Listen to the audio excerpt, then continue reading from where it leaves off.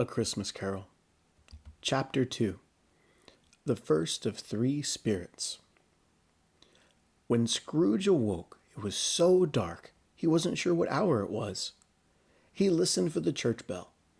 He was astonished when it went from 5 to 6, 6 to 7, 7 to 8, up to 12. 12! It was past 2 when he went to bed. The clock was wrong. An icicle must have gotten into the cranks. It was wrong. 12? "Why, it is impossible," said Scrooge. "Could I have slept through a whole day and into another night? Could something have happened to the sun? Could this be 12 noon? The idea alarmed him.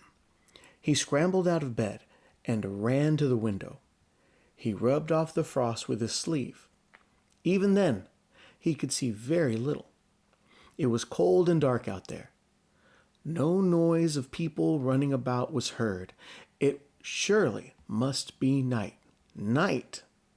Scrooge went to bed again. Although he thought and thought, he could make no sense of it. The more he thought, the more perplexed he was. The more he tried not to think, the more he thought. Marley's ghost bothered him a great deal. Every time he convinced himself that it was all a dream, his mind questioned him. Scrooge lay thinking of this when the clock struck 3/4 more. He suddenly remembered that the ghost had warned him of a visitation when the clock struck 1. He resolved to stay awake until the hour passed. Those next 15 minutes were long. So long that he tried to convince himself that he dozed off and missed the clock. Finally, he heard it. Ding, dong. "A quarter past," said Scrooge, counting. Ding, dong. "Half past," said Scrooge. Ding, dong. "A quarter to it," said Scrooge. Ding, dong. "The hour itself," said Scrooge triumphantly. "Nothing else." He spoke too soon. As the hour bell rang, lights flashed upon the room. The curtains were drawn. Those curtains, I tell you, were drawn aside by a hand. A hand! Scrooge found himself face to face with an unearthly visitor. He was so close to him, as I am now to you. It was a strange figure, like a child, yet like an old man as well. Its proportions were that of a child's. Its hair, which hung down its back, was white like an old man's. Yet the face had no wrinkles. The arms were long and muscular. The hands the same. The legs were strong as well. It wore a white tunic and was bound by a belt. It held a branch of fresh green holly in its hand. In contrast to the wintry seeds, its dress was trimmed with summer flowers. But the strangest thing about it was that its head was crowned with a bright, clear jet of light. It held a cap under its arm. Then Scrooge noticed its body parts. They vanished before coming back to focus. One leg would vanish and 20 more would come in its place. Then a pair of legs with no head. Then just a head with no body. It was all so odd, quite strange. "Are you the spirit, sir, whose coming was foretold to me?" asked Scrooge. I am, said the spirit, with a voice that was soft and gentle. "Who and what are you?" Scrooge demanded. I am the ghost of Christmas past. "Long past?" asked Scrooge. He noticed his short height. No, your past. Scrooge begged the ghost to put his cap over his bright, illuminated head. "What?" yelled the ghost. "Why would you put out the light I give?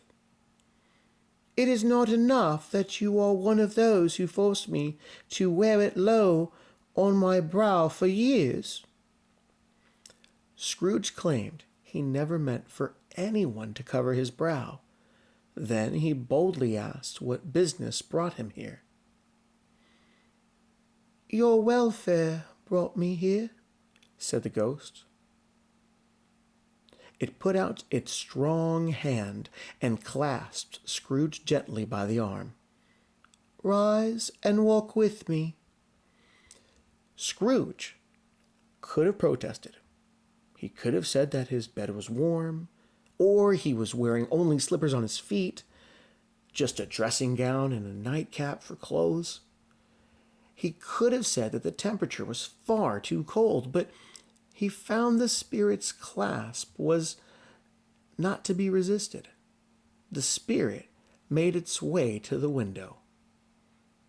"I am immortal," said Scrooge. "I will fall." The spirit put its hand on Scrooge's heart. "My hand will uphold you." As the words were spoken, Scrooge and the spirit passed through the wall. They stood on an open country road. The city had disappeared. The darkness and mist disappeared along with it. Now it was a clear, cold, wintry day. Snow was heaped upon the ground. "Good heavens," said Scrooge, clasping his hands together. "I was born in this place. Was a boy here." Scrooge became aware of 1,000 odors in the air, each one connected with 1,000 thoughts, hopes, joys, and cares long forgotten. "Your lip is trembling," said the ghost. "And what is that upon your cheek?" Scrooge muttered with an unusual cracking in his voice. "A pimple." And he then begged the ghost to lead him. "You remember the way?" asked the spirit. "Remember it?" cried Scrooge. "I could walk it blindfolded." "Strange that you have forgotten it for so many years," observed the ghost. "Let's go on." They walked along the road. Scrooge recognized every gate, post, and tree. Finally, a little market town appeared in the distance.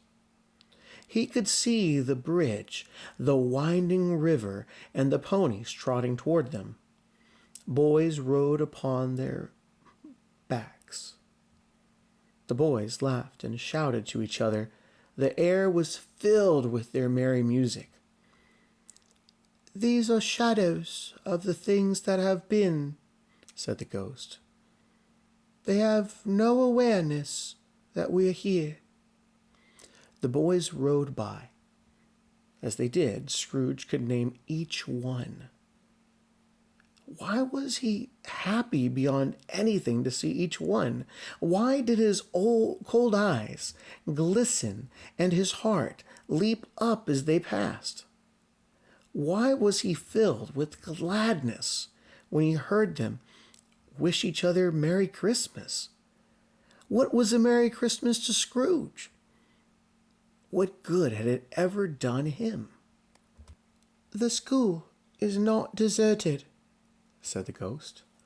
"A child neglected by his friends is left inside." Scrooge said he knew it. He sobbed.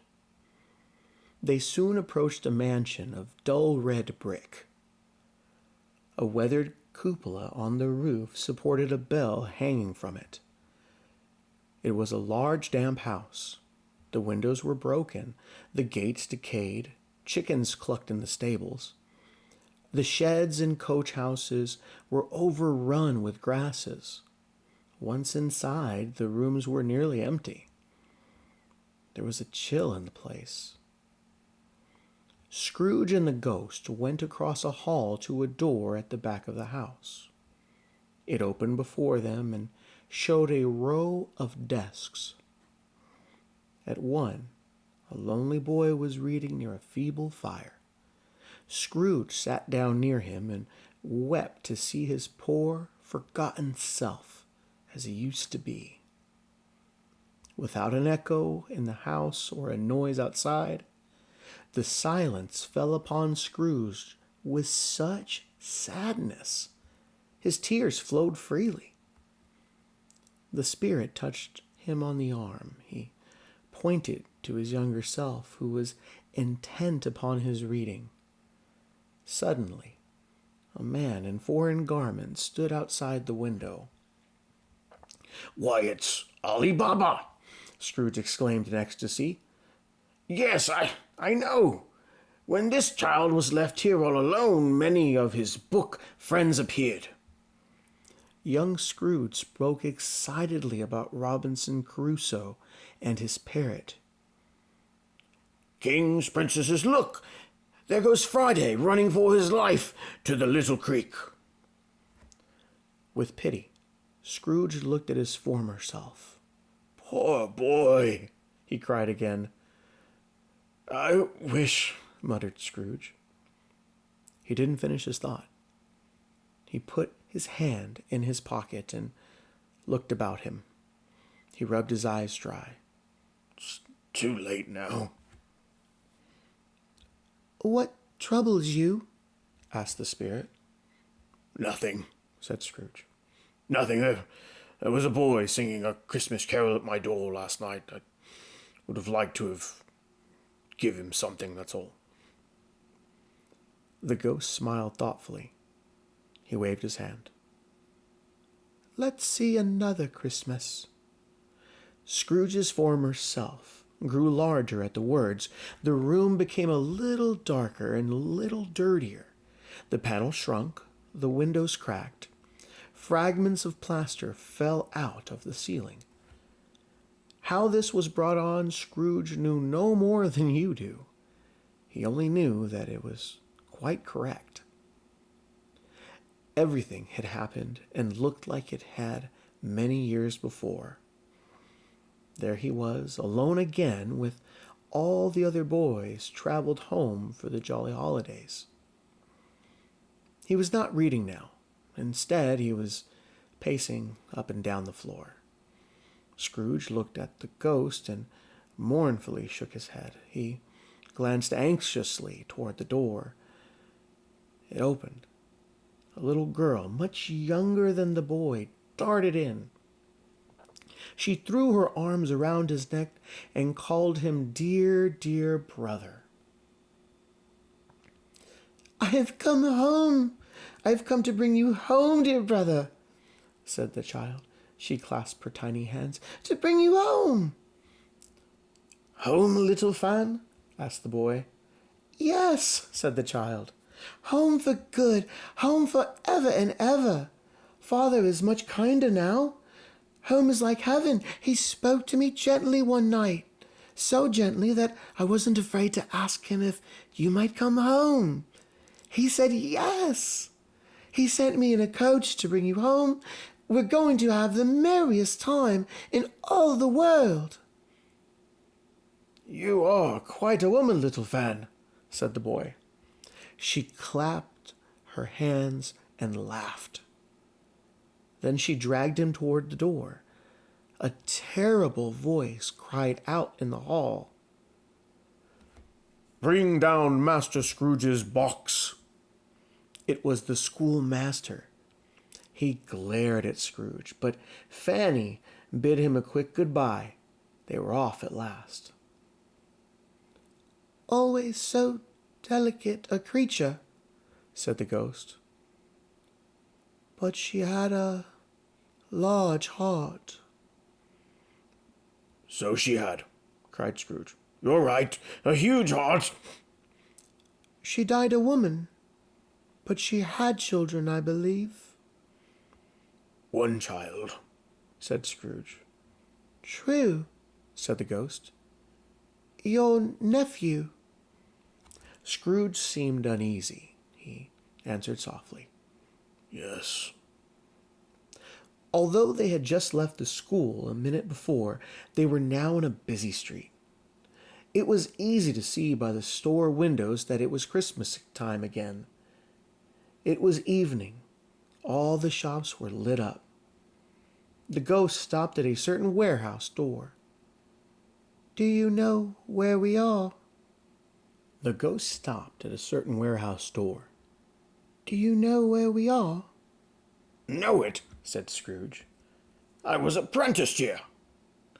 They went in. At the sight of an old gentleman in a wig, Scrooge cried out in great excitement. Why, it's old Fezziwig, bless his heart. It's Fezziwig alive again. Old Fezziwig laid down his pen. He looked at the clock. He rubbed his hands and called out, You there, Ebenezer, Dick. Scrooge's former self, now a grown young man, came in, followed by his fellow apprentice. Dick Wilkins, Said Scrooge to the ghost. bless him, yes, that's him. He was quite attached to me. Poor Dick, dear poor Dick. My boys, said Fezziwig, no more work tonight. It's Christmas Eve. Let's put the shutters up. You wouldn't believe how fast those shutters went up. Once finished, Fezziwig shouted, Let's clear the way, my lads. Within a minute, every movable was packed off. The floor was swept. Fuel was heaped upon the fire. The warehouse was snug and warm. Within an instant, it was turned into a ballroom. The fiddler arrived with his music book. Then Mrs. Fezziwig came in. Her smile glowed. The door opened to find servants, housemaids, cousins, and bakers all joining in the party.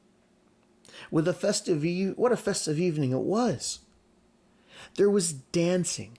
Everyone shared the finest mince pies and cold roasts.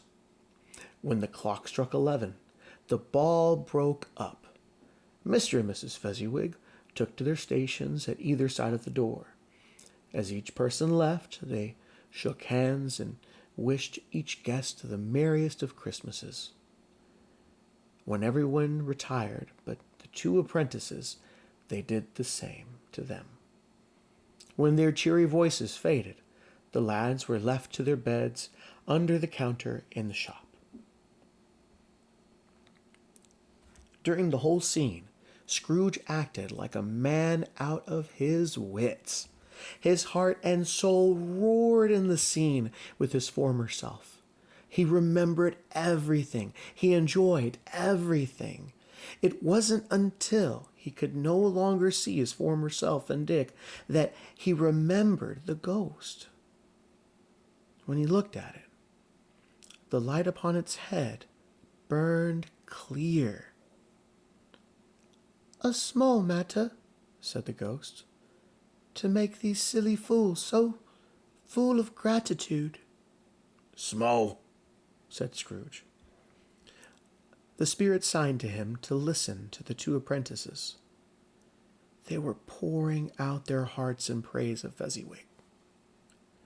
The ghost questioned Scrooge. Fezziwig spent but a few pounds of your mortal money. 3 or 4, perhaps. Is it that much that he deserves his praise? It isn't that, said Scrooge, angry at the remark. He sounded more like his former self. No, his later self. It isn't that, Spirit. He has the power to make us happy or unhappy. He can make our hearts light or heavy. Say that his power lies in words and looks.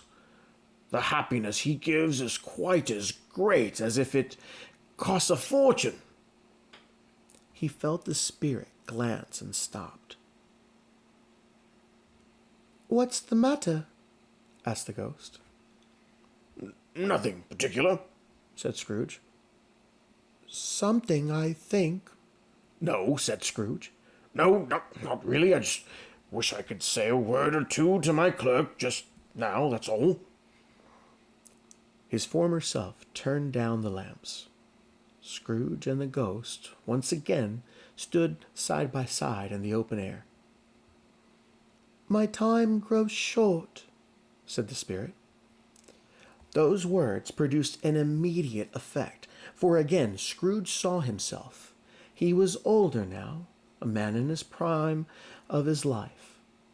His face didn't yet show the years of wrinkles it carried now. He was not alone.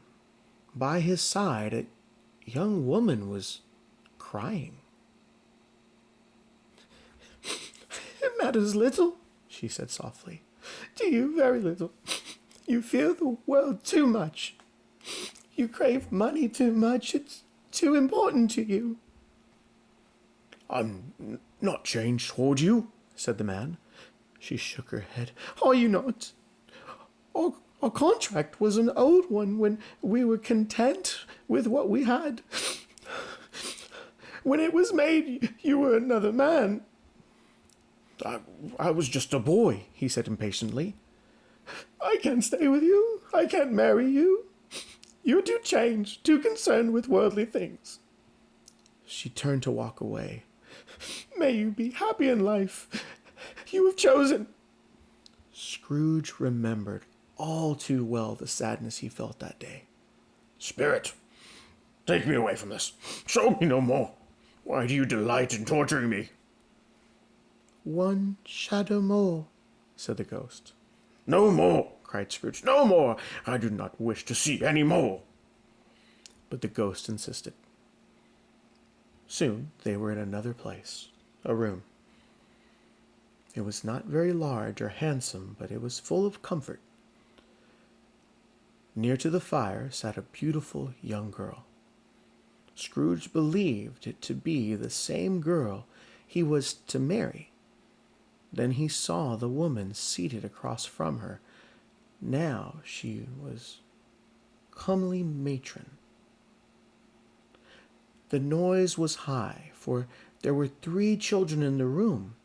No one seemed to care about the noise. Contrary, the mother and daughter seemed to enjoy it. A knocking on the door was heard. Their father stood before them. His hands were full of presents. The shouts of wonder and delight rang out with each present opened. When it became quieter, the father sat down with the daughter and mother. "Bill," said the husband with a smile, "I saw an old friend of yours today." They both laughed at the same time and shouted, "Scrooge!" "Mr. Scrooge it was," said the husband. "I passed his office window, and he had a candle burning. I could hardly help seeing him. His partner lies near death, yet he sits alone there. Quite alone in the world, I do believe." "Spirit," said Scrooge in a broken voice, "remove me from this place." "I told you these were shadows of the things that have been," said the ghost. "They are what they are.